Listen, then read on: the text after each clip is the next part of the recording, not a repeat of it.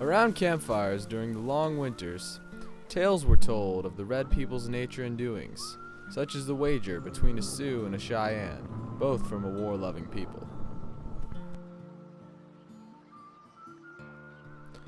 They had met unexpectedly one day, at a time when their nations were not at war, and the Sioux had challenged the Cheyenne to a game of hands. In this simple game, one of two players took a small pebble and, putting both hands behind his back, clasped the stone in one of them.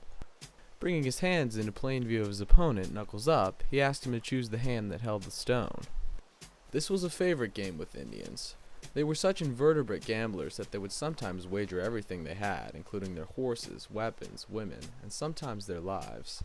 The Cheyenne won everything the Sioux had, and that brave, sitting stark naked and wondering what else he could wager, offered his coveted scalp. He wagered it against everything he had lost. It was the wily Cheyenne's turn with the stone, and behind his back he took so much time changing his mind and moving the stone from hand to hand that his opponent cried out with impatience. Suspecting a trick, he demanded to see the stone, for sometimes the brave's medicine was big. The Sioux took the stone and examined it. He could see no erosion caused by magic, but asked nevertheless that a bullet from his medicine bag be used instead. It was the Cheyenne's turn to suspect a trick. He stared hard at the piece of lead and turned it over and over in his hands. Though it looked all right, he tested it with his teeth and smelled of it.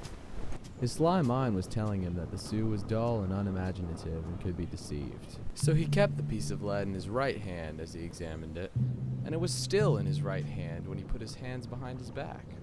It was still in the right hand when, after 5 minutes of anguished searching of his wits and his magic, the Sioux said it was in the left hand. The Cheyenne had guessed that the stupid fellow would get hooked by the notion that the bullet would be slipped over to the left hand. So, without the slightest trace of fear, the Sioux had folded his arms across his chest and bowed his head. And without the slightest feeling of pity or mercy, the Cheyenne had taken his knife and stood above him. With his left hand, he seized the hair and pulled the scalp taut, while with his right, he cut through hair and skin to the bone all the way around the skull. If the Sioux flinched, the Cheyenne did not see or feel it. The customary way of scalping, both red and white, was to put a foot on the prostrate enemy's neck or face, and with a powerful twisting, snap the scalp off. The Cheyenne, without benefit of foot on neck, had to snap the top knot back and forth, and at last, with a swift movement, jerk it off. The Sioux rose to his feet, blood streaming down over him. He had seen men scalped who lived. He knew that his skull would heal, but that forevermore he would be a bald and disgraced one. He wanted vengeance. So he demanded that they meet again for another game of hands after 2 moons.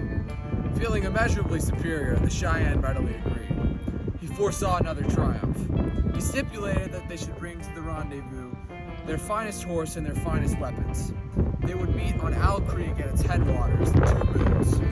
All the time the two were making their agreement, the Sioux stood with blood streaming down his front and back, and the Cheyenne openly admired his bloody trophy, which he held by the long hair.